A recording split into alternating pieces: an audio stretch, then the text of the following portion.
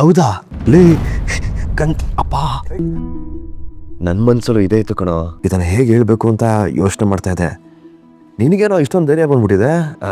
Good decision, ಇದಕ್ಕೆ complete support ಇದೆ. ಆದರೆ ಅಪ್ಪನ ಯೋಚನೆ ಹೇಗೋ ಒಪ್ಸೋದು? ಬಿಡ, ಉದ್ದೇಶ ಒಳ್ಳೇದಿದ್ರೆ ಇಡೀ ಪ್ರಪಂಚನ ಎದುರಾಕೊಂಡು ಗೆಲ್ಬೋದು. ಒಪ್ಸೋಣ. ಹೇಗಾದರೂ ಮಾಡಿ ನನ್ನ ಹೊರ ಕರ್ಕೊಂಡು ಬನ್ನಿ. ಆಮೇಲೆ ಇದನ್ನೆಲ್ಲ ಒಂದು ಅದಕ್ಕೆ ತರೋಣ. ವಿನಿ, ಅದಕ್ಕೂ ಮುಂಚೆ ಇನ್ನೊಂದು ಕೆಲಸ ಮಾಡಬೇಕು. ಏನು?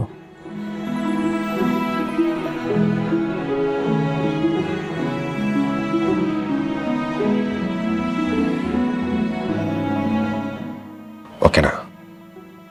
ಓಕೆ.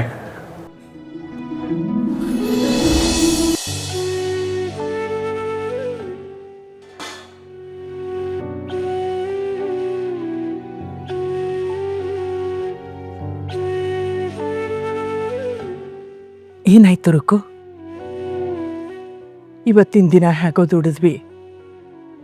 ನಾಳೆಯಿಂದ ಈ ಮನೆ ಒಲೆ ಹತ್ತೋದು ಹೇಗೆ? ಗ್ಯಾಸ್ ಬಿಲ್ಲು, ಲೈಟ್ ಬಿಲ್ಲು ಅಂತ ಸಾಲಾಗಿ ಬಂದು ನಿಂತೀವಿ. ಹೋದ ಕಡೆ ಎಲ್ಲ ಎಕ್ಸ್ಪೀರಿಯನ್ಸ್ ಇದೆಯಾ ಅಂತ ಕೇಳ್ತಾರೆ. ನನ್ನ ಡಿಗ್ರಿ ಸರ್ಟಿಫಿಕೇಟ್ ಅವ್ರಿಗೆ ಬರೀ ಪೇಪರ್ ಥರ ಕಾಣಿಸ್ತಿದೆ. ಬದುಕು ನಮಗೆ ಇಷ್ಟು ಬೇಗ ಪರೀಕ್ಷೆ ಮಾಡುತ್ತೆ ಅಂತ ನಾನು ಯಾವತ್ತೂ ಅಂದ್ಕೊಂಡಿರಲಿಲ್ಲ.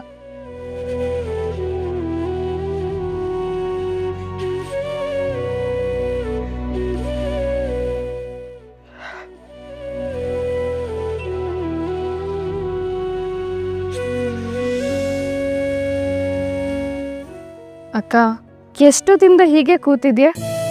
ತಗೋ, ಒಂದೆರಡು ತುತ್ತು ತಿನ್ನು.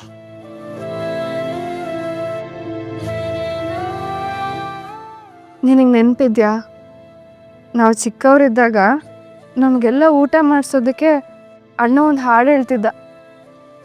ಆ ಹಾಡು ಕೇಳದೆ ಇದ್ರೆ ನಮ್ಮ ಗಂಟ್ಲಲ್ಲಿ ಒಂದು ತುತ್ತು ಇಳಿತಿರ್ಲಿಲ್ಲ. ಅಣ್ಣ ಹಾಡಬೇಕು, ಅನ್ನ ಇಳಿಬೇಕು.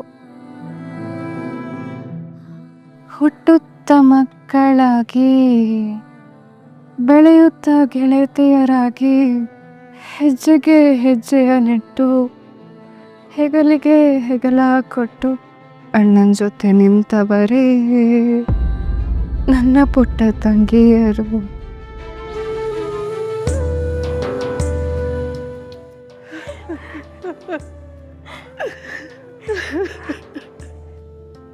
ಅಣ್ಣ ನಮ್ಮನ್ನ ಬಿಟ್ಟು ಎಲ್ಲೂ ಹೋಗಿಲ್ಲ. ದೇವ್ರ ಥರ ನಮ್ಮ ಹಿಂದೆನೇ ನಿಂತಿದ್ದಾನೆ. ಅವನು ಆ ಹಾಡಲ್ಲೂ ಇದ್ದಾನೆ, ನಾವು ತಿನ್ನೋ ಪ್ರತಿ ಹಗ್ಲಲ್ಲಿದ್ದಾನೆ. ನಾವು ಧೈರ್ಯ ಕೆಟ್ಟರೆ ಅಣ್ಣ ನೆಮ್ಮದಿಯಾಗಿರಲ್ಲ.